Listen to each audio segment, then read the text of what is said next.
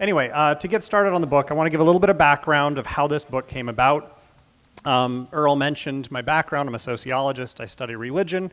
I happened to be on a flight on my way to a conference, an academic conference, to study religion, or to talk about religion, to present some of my research. And I was reading one of my guilty pleasures. I tinker with computers. I was reading a Wired magazine about apocalypses. Okay, and it kind of reflects how my very weird brain works. That as I'm reading about these apocalypses, these things that could end the world, and I'm on my way to a conference about religion, I got to thinking, could we use science to kill religion, right? So that was kind of the question. Could we do that, knowing what I know about religion as a sociologist? I wonder if that would be possible. And so immediately I started just my brain was firing, and I wrote down a list of 10 things that I think we could do based on the science that we understand behind religion that would actually help to undermine religion, okay? Now, just to give a little bit of more background here, for those who don't know what sociologists do, particularly sociology of religion, I'm kind of weird as a sociologist of religion, okay? I'm an atheist. I'm a non-believer. I grew up Mormon. We can talk about that. Most of the sociologists of religion are actually religious. And as sociologists, what do you think they're trying to do, right? They're studying religion because they want to strengthen religion. So a lot of the research that comes out of the sociology of religion is really designed to strengthen religion. But what was going on in my mind when I had this thought is, what if we take all of those ideas and just flip them on their head? So all of these people who are working on ways to strengthen religion, if we know what it is that strengthens religion, maybe those of us who are a little more concerned about religion could use their very findings to work against religion. And that's where the list comes from, right? So we're going to talk a little bit about that, but that was the idea. Popped into my head, I wrote it down. I happened to run into my publisher at a conference, a kind of secular movement conference a little bit later, and I said, I've got this idea for a book, and the original title of the book was How to Kill Religion in 10 Easy Steps. And he said, that's an awesome book, I'll publish it, but we're changing kill. You cannot put kill in the title, so it's How to Defeat Religion. But that was the idea. Anyway, so as I was going through this list, just to kind of clarify something from the very get-go, because I do think it's an important point, I don't really want to destroy all religion, right? Religion is a very big category. It's a huge category. And I don't think all religions are the same. I think there's a lot of nuance to religion. So that was one of the very first things that popped into my head is I got to clarify this. If I'm going to write this book, I need to be very, very careful how I think about this. So this is actually done right in the very beginning of the book. I talk about the concern that I really have, which is religious fundamentalism. Okay, so I'm really concerned about religious fundamentalism. Unitarians? Come on, who hates Unitarians? We all love Unitarians, right? Like, they are not bad people. So I'm not concerned with Unitarians, right? It's really a certain kind of religion. And as sociologists, we have very technical definitions for a lot of terms. Religious fundamentalist is one of those, okay? So when we think of religious fundamentalists, you'll note that I'm not talking about Muslims or Christians. This applies to any religious group. They have two very specific characteristics. The first one is that they are scriptural literalists. They take their book of scripture and they say, what is in here actually happened. Okay, so that is one of the criteria that we use to denote whether somebody is a religious fundamentalist or not. The second is that they tend to be black and white thinkers. That they have truth and everything else is wrong, is bad, is evil. There is no gray. Okay, and for those who did hear kind of the interview this morning, we talked a little bit about this. The scary part to me in particular about religious fundamentalists is that because they are black and white thinkers, they are unwilling to compromise. And that to me is genuinely scary. That bothers me because in a society that is as big and complex and pluralistic as the US and even the world, we have to be able to compromise. So really, I'm concerned about this kind of religion and much less so about this kind of religion, where we all get together and hug people and we're accepting, right? So this is really what I'm talking about. This is my aim, is to kind of undermine this to defeat fundamentalist religion. So that's the idea. I just wanted to clarify that from the get-go. Yes, this is a 10-step plan. A lot of people are thinking 12-step right now. No, it's not a 12-step plan. It's a 10-step plan, and if you don't get the reference, you're not a very good Marxist. So it is a 10-step plan, right? But what I was doing was basing this off of the social science of religion, right? What we're going to do today is we're going to go over 2 of those steps. It's obviously 10 steps, and we can talk about some of the others. The first one is this one here, provide this life security, and I'm going to explain what I mean by that. It's not that complicated. You actually probably already understand it, but it's an important idea that actually helps to prop up religion, okay? And the second one is to syncretize holidays and rituals, and again, it's another term. It's not a complicated term, but it's probably one of the most important terms that you will ever learn if you don't know it already, is syncretism. So we're going to talk about syncretism. It's a really cool idea. We need to be doing this, okay? All right. Any clarification questions at this point? I will happily answer clarification questions. Yeah, we got one. What's up? Can you define religion? Ooh, geez. It's like $1 million question. So I'll give you a definition, right? Just so you know. This is a debate that is ongoing in the fields of sociology, psychology, religious studies, anthropology. None actually have a perfect definition of religion. The one that I use, right, and I use this in my books, I use this in my classes, it's probably the most common definition that we get in the social sciences, is collective beliefs regarding the supernatural. Okay, and there are 2 key components to that definition, right? So first of all, we'll go with supernatural. Super means above or beyond. Natural is the world that we can measure, sense, and kind of understand, right? So supernatural is above or beyond or outside the natural world. That would include things like ghosts and demons and gods, that kind of stuff, right? So supernatural, that's that component. Why collective? Okay, and this is a key part. If I were to suddenly say, and I've got the hair to pull this off, that I think I'm Jesus, what are you all going to suddenly think? That dude just went fucking crazy. He's insane, right? So let's send him somewhere. We got to get him off the stage because I'm the only one who thinks I'm Jesus. But if I said, I think I'm Jesus and I had 5,000 followers, what do I now have? Now I have a religion. The distinction between religion and crazy is followers. That's it. But genuinely, that is the distinction, right? So, and I don't mean to be belittling or demeaning in any way. We can look at any religion and look at the beliefs and go, whoa, those are crazy, right? But because they have followers, we call it a religion. And they just have to be tied to the supernatural. Does that answer it? Okay, so that's what we're talking about when we're dealing with religion, collective beliefs regarding the supernatural. All right, let's move down this path. Provide this life security. So what do we mean by this? For those of us who are secular, and I don't know if everybody in here is secular, I'm kind of working from that assumption, but you can correct me at the end if I'm wrong. Many times we fail to understand this very basic question. Why people are religious?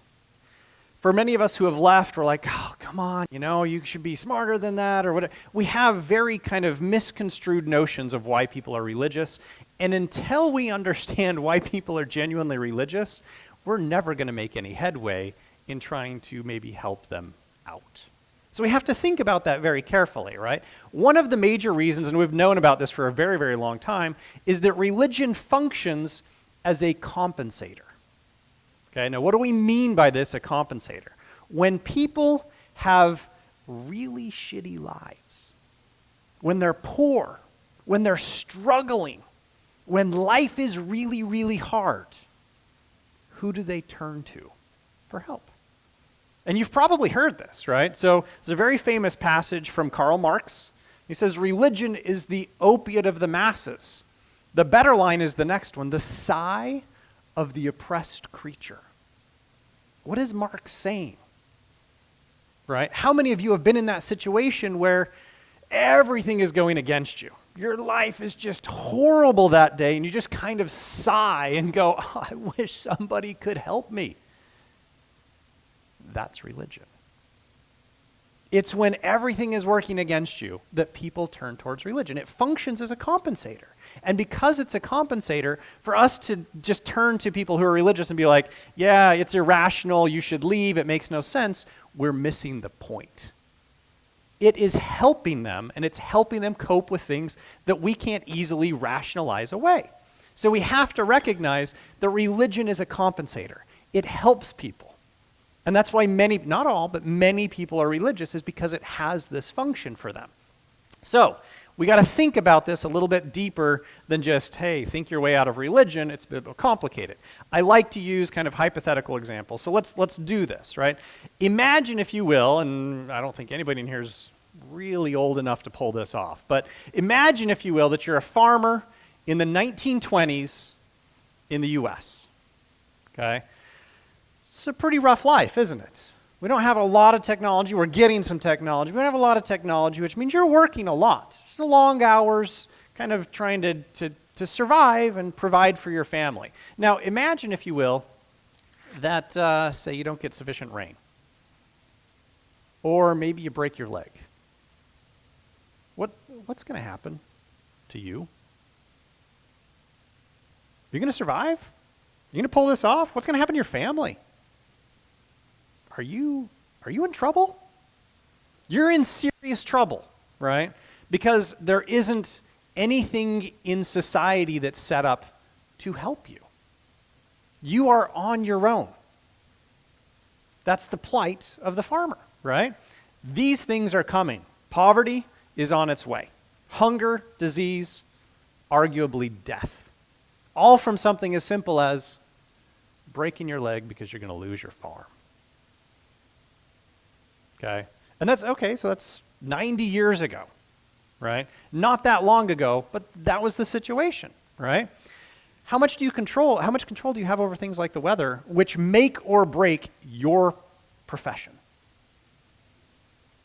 You don't. So who are you going to turn to for help in this situation? What do you think? We see somebody pointing, right? You're going to turn to what you think is a higher power and say, help me, I need rain, or that's too much, let's tone it down, right? You're going to be going to wherever you think you can gain control because you don't actually have control. You lack the control. You don't have autonomy. You lack security. And when you lack security, you turn to higher powers. That's what people do. It's a compensator, right? How different is life for farmers in the U.S. today? So we have better technology, right? So if they break their leg, yeah, it's going to take a little time, but they can still drive those tractors, right? But what if they don't get enough rain?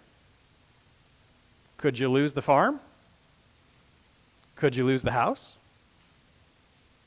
Could you lose everything? Arguably, that's still true today, right? What about, say, your health insurance? Could you lose that pretty quick? The ability to feed your family? All of those are a real possibility, okay? So yeah, it's not as dire as it was, say, in the 1920s, but still today in the U.S., things don't look great if you're in a bad spot, right? Now, let's just compare this for a second to Sweden, right? So we're gonna go somewhere else. Let's go to Northern Europe, right? So the Scandinavian countries. What if you're a farmer in Sweden and it doesn't rain one year? What are you out? Are you out your health insurance? Somebody said no, why not? What do they have over there? They have universal health care. You out your house? No, they'll compensate you, right? They have policies in place that will actually take you. Are you going to be able to eat? Kids going to be able to go to school? What about college? You still going to get a vacation? Yeah, you're actually still going to get a vacation even if you make no money. Why? What is different in Sweden? Social safety net. They have a well-developed social safety net that means it doesn't matter if you have a really bad year. Outside of your control, you're still going to eat. You still have health care. You still have your retirement. You still have everything in place. You may feel bad that you weren't able to contribute, but you're not going to die. What's the difference between these two, right? In the U.S., we're lacking a social safety net. In Sweden, they have a very well-developed social safety net. Okay, all right, so this seems like a tangent. We're talking about economics. That's kind of weird. What's the connection here, right? Well, the connection comes right back to religion. So if we go back to this question, who do you think needs religion more? The Swedish farmer, this is a picture of a Swedish farmer. I looked really hard to find a Swedish farmer, right? Or this farmer from Latin America. This guy needs the comfort and security of religion because if he loses his crop, he loses everything. Okay? This is what we're referring to when we're talking about this life security. If people don't have this life security, where are they going to turn? To the next life. Okay? To illustrate this a little bit more, I want to go just a little bit further with this, right? I'm a numbers guy. I'm not going to talk a whole lot about numbers, but we're going to talk a little bit about them, right? I want to just kind of illustrate this mathematically. So, if we were to take this idea about this life security and illustrate it with numbers, I want to just do this, right? Let's say that this dot right here on the screen represents the probability of believing in a God in Sweden. Okay, so it's that size right there. That's the probability of believing in a God in Sweden. I'm trying to do this graphically because I think people understand things graphically. What do you think the probability of believing in a God is in the US relative to that dot, right, after controlling for age, income, race, sex, all of our major predictors of religious belief? Okay? And keep in mind, I'm controlling for all of those things, so really the only difference between this dot here and the one I'm going to put over here is the difference between the two countries. It's pretty good. Anybody else want to guess? It's not 80. It's close. It'd be nice. It's 22 times larger. Americans are 22 times as likely to believe in God as are Swedes. And that's after controlling for sex, age, income, education, and race. What accounts for that difference? Security. I'm controlling for everything else. It's existential security. This life security. When people feel like they're going to be taken care of, they don't turn to God. We can see it right here. And we can see it in the numbers, right? There's a great book by Norris and Englehart. You can go out and get it. It's called Sacred and Secular, where they go through most of the countries around the world and they illustrate this very thing. And guess who is the outlier among developed countries? We are. We're the outlier. Almost every other developed country around the world has universal health care, has guaranteed retirements, guaranteed vacations. They have child benefits, so maternity benefits. They have all of these things in place. And guess which of those countries is the most religious? We're not that religious. We're going to talk about how religious we are. We're the most religious of the developed countries. And it's because of this. Does this make sense? Are we getting this? Hopefully, right? All right, so what's the point? If you give people security, they don't need religion. We've seen this in dozens of countries around the world. Give them security, they don't need religion. At a practical level then, what does that mean? Well, we're going to ask these questions, right? But it means that we need to have policies in place in this country that ensure security. Okay? So one of the things I do this in my classes, I usually do this in my talks, is I want you to turn to your neighbor. If you don't know your neighbor, you can introduce them. You get to know somebody here tonight. And I want you to just take like 2 minutes and talk about this idea. And ask this question in particular, what can you personally do to make that happen? Assuming you want it to happen, right? Some of you may not. What can your local secular groups, like First Coast Free Thought, what can you do to make this happen? And then, of course, we have national secular organizations. But what can you do to make this happen? And then after you're done, I'll give you like 2 minutes. I'll give you a couple suggestions. Maybe I'll get some suggestions. We'll talk about it, and then we'll move on to the next one. You've got 2 minutes. Turn to your neighbor, say hi, go, discuss. Anybody come up with a brilliant idea that they want to share with everybody? Anybody? Earl's got a microphone. We got one in the back. Let's hear it. What do we got? Hi, I'm Jyoti Chawla, and we have two wonderful suggestions over here. One about teaching financial security to the kids as a teacher, and I had a suggestion about having people go plant-based so that they can reduce their risk for heart disease, diabetes, and cancer while having compassion to the animals and caring for the environment. So reducing their risk and thereby feeling more secure. Absolutely. So the environment is a big one. We got to deal with the environment, right? We got to deal with health. All of that will matter. Any other suggestions? Got one over here. Go, Earl. You're going to get your exercise today. There you go. I'm Phil, and what we talked about was a couple things. Individually, I think a lot of times secular organizations and people get beat up on the whole, service thing. I feel like religious folks have kind of taken that narrative from us. So donating more time to service, really trying to, and service for good, not for God, those types of things, and not being ashamed to say that. Right. And then as organizations kind of having those types of drives. And also, Rachel here brought up a good point of not being ashamed of it on a national level. Even in the last election, Bernie Sanders had to kind of be apologetic for not being Christian and stuff like that in this country. So just kind of taking that narrative, being proud of it, and doing that. It's great, right? Voting for Bernie would have helped, right? I mean, I hate to say it, but we know what Bernie wanted, right? And I'm not necessarily saying that you have to be a particular political bent. Those are just the numbers, right? The numbers suggest we got to have those social safety nets in place. Any others? Should I share one with you? Oh, we got one. We got two more. One right here. Oh, got to wait for the mic. It's Kendra. Kendra, right? Oh, hi, I'm Kendra, and we were discussing more education, more literacy, job training. Yeah. Things that create security.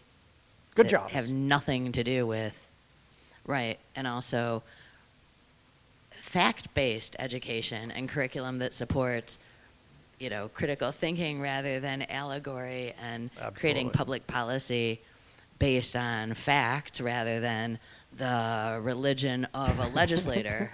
And then when that legislation becomes public policy that affects the education of students, or like John was mentioning homeschooling, where a parent's at liberty to teach their child whatever they wish to teach them and say that's reality, rather than fair and equitable education. Right. Education matters. All of these things matter. We had one more. Was it Liz in the back? All the way in the back. Come on, Earl, get your exercise. Hi. We were discussing, of course, some of the obvious things like the change in administration and things that would bring about better social policies. Mm-hmm. But I have a question, and that is, how do you account for the high numbers of religious people who are actually rich and well off and pretty well secure in our system as it is now? It's a good question. So we'll do a little tangent. We'll come back to this. One of the things that we have seen, right, and it gets a little bit complicated, is generally speaking, these are generalizations, what we deal with in sociology, right? The more income you have, and this changed, this is actually kind of interesting, the more income you have today, the less religious you tend to be. But the effects are quite small. That actually used to be the opposite if we go back about 50 years, right? It used to be that poorer people were less religious, rich people were more religious, and that was the case for most of history going back into the Middle Ages. And there were very complicated reasons for that, and we could get into that, right? There are, of course, some people who are well off today who are very religious. There are a variety of reasons that we could kind of discuss for why that is the case. One of them is that some religions actually help them justify inequality, right? It's built into certain religions. Presbyterians don't want to admit it, right? But they come from a Calvinistic tradition, which actually says this is how God has chosen who the winners are. And that idea still permeates Presbyterian thought, right? And it permeates a lot of other religious views as well. So being wealthy can actually be justified by different religions. Obviously, you can get that in the Hindu caste system, which has technically been abolished, right? But it still practically plays out. But you see this in lots of other religious religious views around the world, is they find ways to self-justify. Being rich is great. One of the most common ones today in the U.S. is what is referred to as prosperity gospel. And some of you have heard of this, right? This is literally praying to God to make you rich. And usually it's the pastors who are telling their followers, right, to give them money because giving them money will somehow get them money in return, which makes a lot of pastors really, really rich and a lot of people really, really poor. But they teach people this idea that you can pray for wealth, that God wants you to be wealthy. And I don't know which scripture they're reading that from because it's certainly not in the New Testament. But that said, they're finding ways to justify their wealth. Does that make sense? Okay, I'm going to give you one last one, something you personally can do, just because I really like this one. I think it's interesting, and it usually works for my demographics at these groups. How many of you have kids or maybe grandkids who are close to college-ish age, right? Let's see hands, right? Fair number of you? Okay. Any of those kids want to study abroad, right? So if they do, where should you send them? Sweden! Send them to Sweden! They're going to get a taste of what it's like, and they're going to come back changed. They're going to come back going, wow, why are we not doing this? This makes so much sense. Everybody's secure. Nobody's worried about it. And one of the things that this actually translates into, and I don't know if you've noticed this, sociologists talk about it all the time. How often do we see protests in Europe? How many of you have been to Europe and they've shut down the trains or the buses on you, right, while you're there because they're protesting? Why are they protesting all the time? Because they're not afraid of losing their jobs or their health care. But if you protest here, what could happen? They'll kick you out the door. The social safety net allows them to have a voice in Europe. Here, we just want to keep our jobs. So we shut up and we do exactly what our bosses say. That's the difference. It matters. It translates into a very vocal electorate. So something to think about. Step 3. All right, let's move on to our next one. Syncretize religious rituals and holidays. We're going to go through this, right? It's kind of fun. How many of you celebrate Christmas? I know this is like the question that I'm not supposed to ask in here, but come on, how many of you celebrate Christmas? Admit it. Got a lot of hands, right? A few not. That's okay. I'm not trying to embarrass anybody, right? And how do you celebrate Christmas, right? So how many of you celebrate it with that? Yeah, we got Santa. You gotta like Santa. Santa, right? Or maybe this. How many of you have trees? We got trees, right? How many of you have presents? Oh, we got to have the presents. I mean, what's Christmas without presents? And how many of you have nativity sets? Oh, that's the one that we don't do, right? So we're like, oh, no, we don't do that. We do all of this stuff, right? And the fun part is like most of you are non-believers, you're secular, you're atheists, but you're still celebrating Christmas. Can I ask? What the fuck, right? Like, seriously? Well, why are you doing this? It makes no sense. But I get it. I celebrate Christmas too. I have an 8-year-old. He likes Christmas. It's fun, right? And most Americans do this. So let's just talk this through for a second, right? Even if you don't like it, I'm sure there are some here, not everybody raised their hands. Even if you don't like Christmas, you think it's going away anytime soon? Like seriously, I would put odds on that. I'd take a bet from anybody, right? Christmas is not going away anytime soon. And why is that? It's fun. It's highly commercialized, right? And it kind of feels good. There's the magic of the season, right? It kind of feels, people like it. It's not going away. Interesting. Let's just think about that for a second, right? So we're going to come back to this idea of Christmas, but I'm going to introduce this idea here, syncretism. Syncretism is this really cool word. You probably know the concept, even if you don't know the word, that's been around in religious studies for quite a while, okay? Basically what it refers to is the idea that as religions expand or as countries or nationalities or kind of empires expand, as they move into new territory, rather than trying to tell people you have to get rid of your beliefs, they co-opt the beliefs, okay? And this has been going on for millennia. This is straight out of the religious book of Conquest, which doesn't exist but should, right? Because I'm sure somebody wrote that, and actually we know they did, right? We've actually got letters from the Vatican to priests in Ireland telling them as they go into Ireland for the first time, don't tell them they have to get rid of their gods, turn their gods into saints. They did this intentionally. They knew what they were doing. It's called syncretism.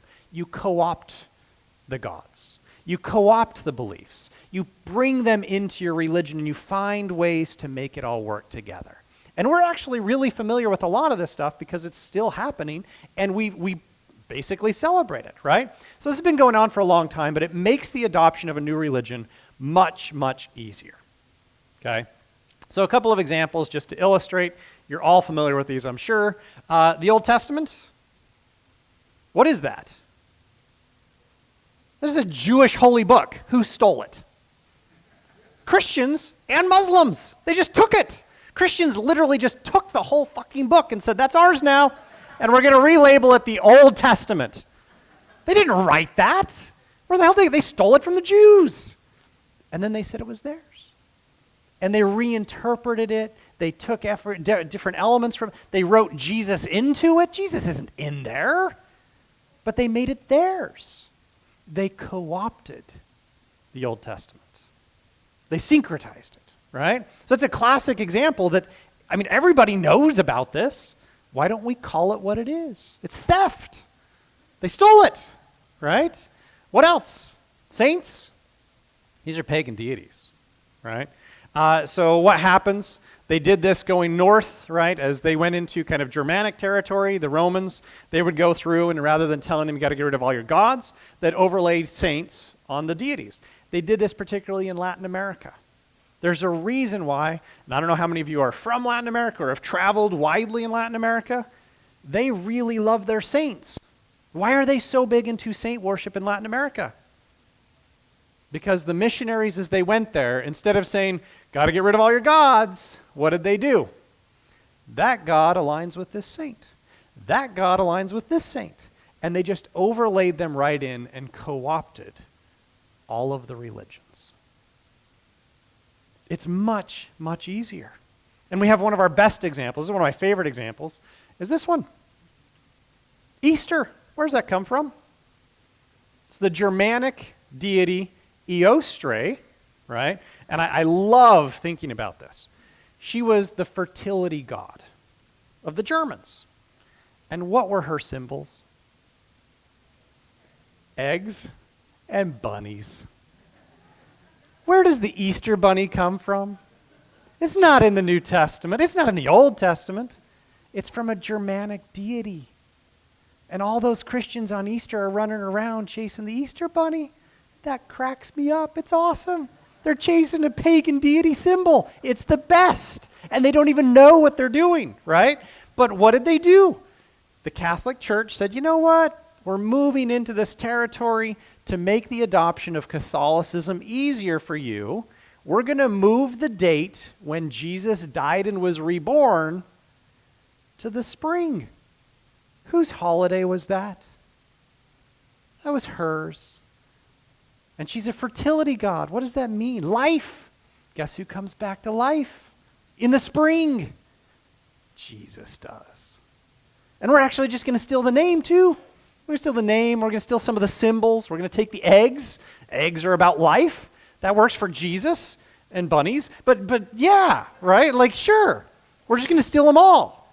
And we're going to call it Easter, and we're going to celebrate it, and you're all going to forget that this is actually about a Germanic deity of fertility. It's syncretism. Religions have been doing this for millennia. Millennia. And it works. It works really, really well. So, we have examples, right? Okay, got it. We know that religions have been doing this. If we want to defeat them, we should be at least as smart as they are. Shouldn't we? Ideally, we should be smarter. We should. So if we know that they syncretize stuff, what should we do in return? See, it's starting to make sense, right? If 2/3 of Americans hated Christmas. We should attack Christmas, but they don't. And let's say if, 9 out of 10 Americans like really hated Easter, we should go after Easter. We could kill these holidays because it's a tiny percentage who likes them. But that's not what the numbers are. Americans love their religious holy days. That's where it comes from. Holidays, holy days, they love them. So it doesn't make sense to attack them. We're shooting ourselves in the foot if we go after Christmas. We just look like angry atheists. We do. We look angry. We're going after them. Makes no sense, right? So, I have a dream, and this actually starting to happen. I like it, right? Let's see if it'll pop up. There we go. If the goal of us secular activists, is really to weaken religion, should we, right, attack and try to destroy Christmas? Buy into, thank goodness he's gone, but buy into this, the war on Christmas, right? Or the next time one of the leaders of these national organizations gets invited on one of these shows, wouldn't it be amazing if David Silverman showed up like that?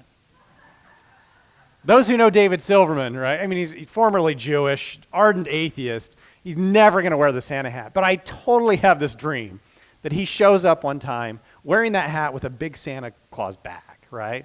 And he walks onto set and he gives everybody candy canes and is like, "Merry Christmas." And it just fucking blows their minds. They're like, what is this atheist doing? I thought you hated Christmas. He's like, no, I love Christmas. I'm going to out-Christmas you. Well, how would they respond? What are they going to do, right? If suddenly all the atheists are like, we love Christmas. Christmas is our holiday, bitches. Yeah. Not going to happen, right? But that's the idea. So we need to syncretize it.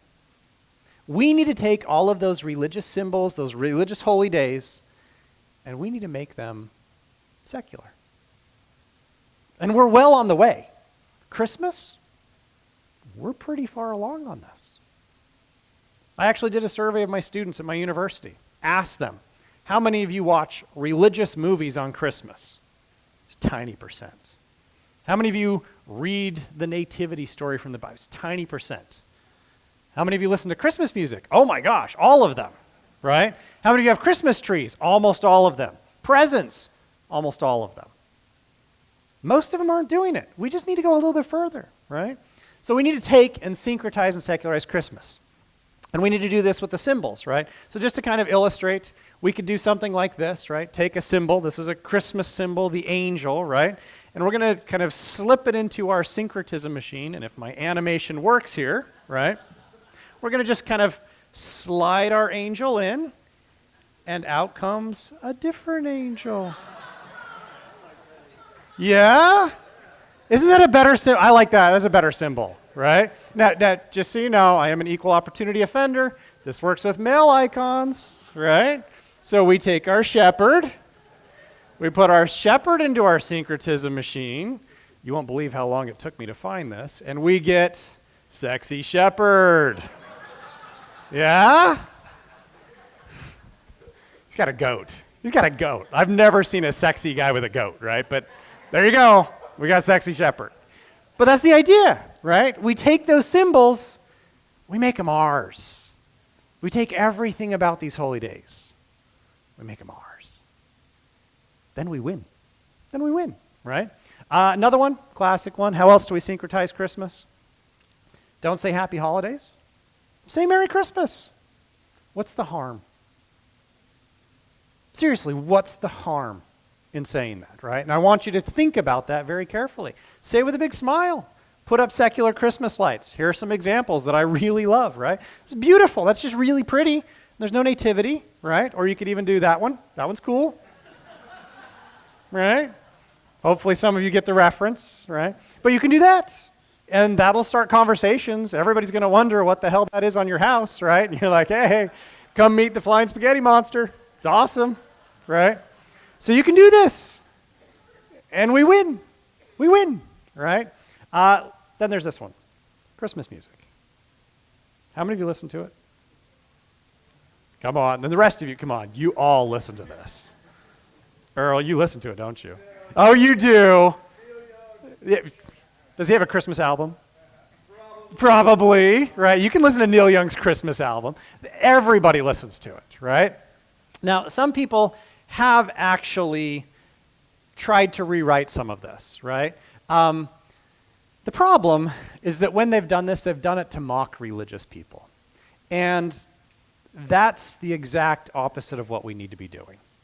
If the goal of syncretism is to co-opt this, you can't steal it and then slap them in the face, right? They're never going to buy it.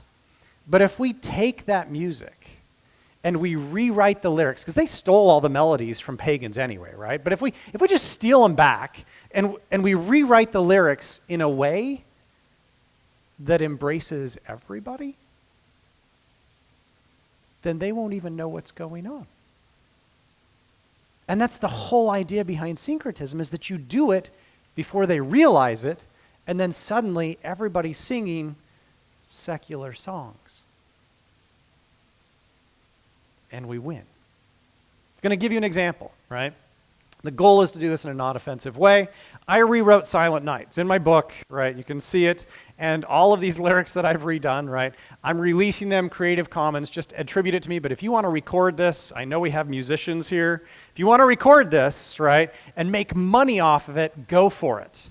I want people to do this. But here's my version. So here's the original, Silent Night.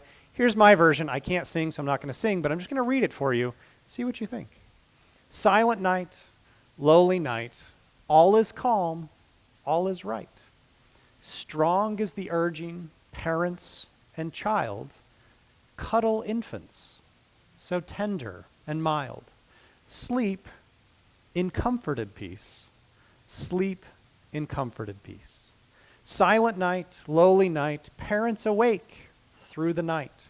Bonds formed through trials of love, lullabies sung in the ears of. A human child is born. A human child is born. Silent night, lowly night, fully awed by love's pure light. Radiance beams from your lovely face. With the dawn, the night leaves no trace. Child, loved at thy birth. Child, loved at thy birth. Thank you. Is that a better version? Who's that going to offend? Who's it going to offend? Rush Limbaugh, right? Again, they might catch on, right? But the idea is 95% of people are going to read that and go, that's beautiful. That's really pretty. It's even better than the other one. And what I need, right, and I don't know if one's here, I need some pop star to record this. We get this out to where people are just listening to it in the background in the mall while they're shopping around Christmas, and suddenly they're not going to remember these words. They're going to remember these words. And then we've syncretized the music, and we win. We can do this. I'm not a lyricist. I'm not a musician. Took me a long time, but I did it, right? Working together, we can do this kind of thing. But we have to be at least as smart as the religious, ideally smarter. We've got to do this kind of thing, right? So if we want to defeat religion, don't fight the holidays. I mean, I get it. Maybe you don't like Christmas. That's fine. But don't be the Grinch. You're just going to reinforce angry atheist stereotypes. Let's out-Christmas the Christians. We can do this. We can win, right? We syncretize them, we make them secular, and then we win. So, along these lines, how do we do that? And again, I want you to kind of get together, talk to your neighbor, right? Couple of minutes. What can you personally do? What can your local secular groups do to syncretize and secularize holidays? You've got 2 minutes. Go. All right, who's got a brilliant idea they want to share with everybody? Anybody? Brilliant idea. We got one. We got one. Earl, get there. My name is Lisa, and actually what we do, it's kind of killing two birds, defeating two birds with one stone. Good, I like that. because to me, Christmas is just, it's destroyed by the commercialism and kids Sure. wanting everything. So what we try to do is lessen, we don't have kids, it's easier, but lessen the need, and the want to a few special things. And then we use the time off to go, Florida's crazy easy, to the beach or some nature thing. Most things are, the zoo's open on Christmas. A lot of things are open, and do that, and then come back and have a, smaller, quieter dinner or such. And it would also work to your other point, to security, because it's insane to see these people go into debt for Christmas. So I think taking it back to a more simple way, back to the pagan roots of Christmas, also is important, and it's a win-win all the way around. It's a great idea. Thank you. Yeah, double win. Any others? Oh, Kendra's got one. Earl up here. Right here. Up front. I don't know how brilliant this is, but what I do with my child is, because our family is Jewish, at Easter, well, around the same calendar time that Christians celebrate Easter, we celebrate Pesach or Passover, and you should have a Seder plate with like a shank bone and some bitter greens and salt water, which shows our tears that we cried and Right. the bitter life we had. And so I told him, I don't think it's very fair that all these other kids are getting buckets of candy and we're like, here kid, have a shank bone. And so I make Okay. him a giant Easter basket, and we make them for every kid we know. And also at Christmas, which I call it Christmaka, I tell him it's basically the holidays and it's his gift-getting celebration, because he, like all kids, wants gifts and Sure. deserves gifts and should get gifts in December like all kids. We just don't worship deities. Right. So you can So I celebrate just give it. him Yeah. loads of gifts and wrap them in Florida gator paper or mermaids or whatever, and Right. he opens a bunch of gifts, and then we And then chill. And you chill. Right. So, And we only decorate in things that represent things you value. sledding or Right. skiing or like winter activities, or else make it very Norman Rockwell. Norman Rockwell. Can't go wrong with Norman Rockwell. Others? Any others? No? Oh, we got one right there. Earl, in the back. Oh, John's got it. Hello, my name is Jada. I had a dissenting opinion here. You're thinking about the holidays seem to be being secular on their own. What is it that we are trying to fix then? As you just mentioned with the statistics among the students that you surveyed, it looks like the holidays are becoming more and more secular. Yeah, they are, right? And that's the nice part, is a lot of what I'm saying is basically just facilitating natural processes, and they're not necessarily natural, but modernization, right? And we can talk more about that in the Q&A. So a lot of this is already happening because of commercialization, right? I love pointing out Santa Claus is an invention of industry, right? He was invented, I know that he's drawn upon like St. Nick and a variety of other things, but literally was invented in 1843 by Thomas Nash to help sell gifts around Christmas, right? That just blows my students' minds. They're like, what? Santa Claus is thousands of years old? I'm like, no, he's like 150 years old. That's it. So a lot of this is already happening, right? We just want to take it a step further. So we want to fully embrace that it is a secular holiday, right? And that can be really hard for a lot of secular people. There's been a lot of talk of like, well, let's celebrate the solstice instead. How's that going for you? You get like millions of people celebrating the solstice with you. It's like, solstice day, woohoo!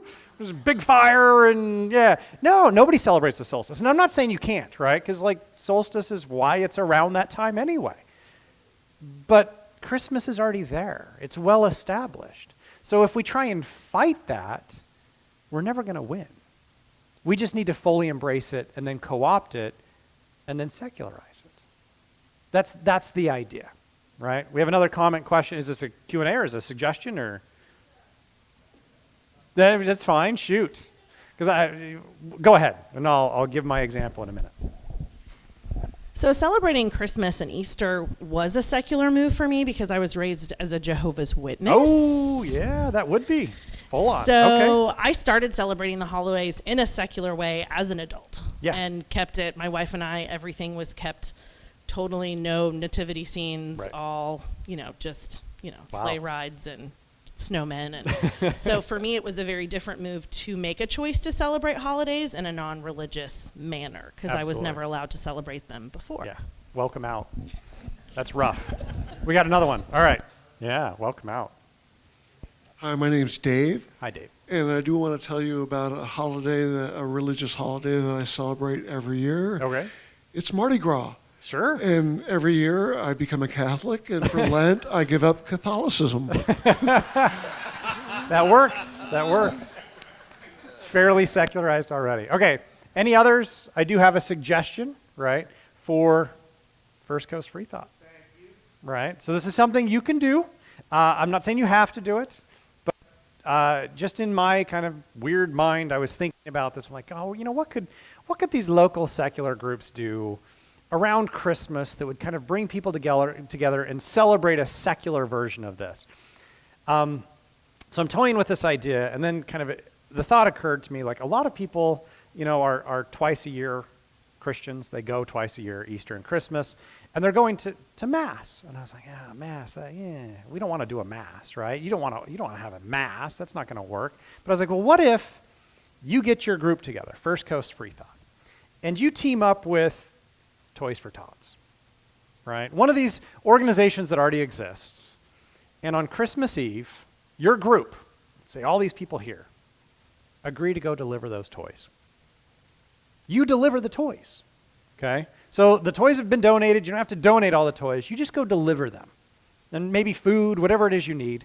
And then afterwards, you come back to a place like this, and you've got eggnog, spiked eggnog, of course, right? But you got eggnog, and you've got stuff to drink, and you just reflect on how you helped those kids. And instead of calling that a Mass, we call it a Christmas Mass action. And we help kids. Your group could do that. And it would actually be a good way to celebrate the season. So that's a possibility. Those are things that we can do as groups, right? To celebrate the season, but in a completely secular fashion. And it doesn't have to be ostentatious gifts, right? But it's the kids who aren't going to get anything. They're the ones you help by performing a Christmas Mass action. It's a good way to do it. We can move on to Q&A. I'm done. So, or do you have other suggestions? Huh? Can you wait for the mic? Sorry. This is their rule, not my rule. Their rule. All I was going to say is the adults need gifts too.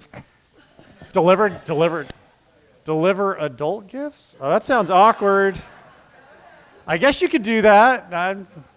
That's all on you. I'm not getting involved in that one. Oh, we have another one. Earl, right here. Raise your hand again so you can see it. Joanne Thompson. All right, what do you got to say?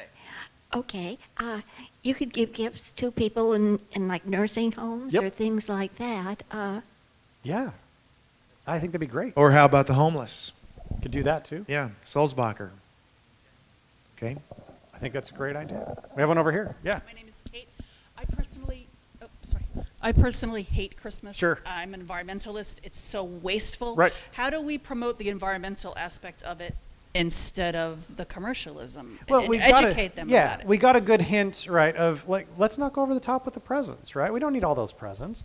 To me, honestly, the best parts about Christmas are spending time with family, right? So there don't have to be presents, right? I get that. For many kids, hey, they kind of want a present. So if we did the Christmas Mass action, you give them a present, right, and you kind of celebrate. But then you come back here and you just talk about that, right? That doesn't harm the environment in any way. You don't have to do that, right? And I absolutely get what you're saying. With my son, right, I've got an 8-year-old. It's not an overwhelming number of gifts for that very reason. He doesn't play with most of them anyway, right? So why bother? So we increasingly try and do things like trips. And side note, I am a social scientist, right? People actually get more happiness out of events and activities than they do out of material things. So I would much rather spend the money taking my son skiing than buying him some toy that he's never going to play with, right? So we try and emphasize those, which is a different idea of like, let's have the experience instead of some wasteful gift. So that absolutely would work. And I get the animosity towards Christmas. Not everybody loves it, but but people are going to celebrate it, so how do we co-opt it? That's the big question. I'm actually done with my presentation, so we can certainly move into Q&A, but there are other steps, right? We went over 2. There are 8 more. I do have a few copies of the book if anybody's interested. That's my only plug for the book, but you can find more about it on the website. That'll take you to my website. And let's do Q&A, and I'm happy to answer whatever questions you want. And I just want to remind everyone that the book is also available as an audio book, and Ryan reads it, and he does a fabulous job.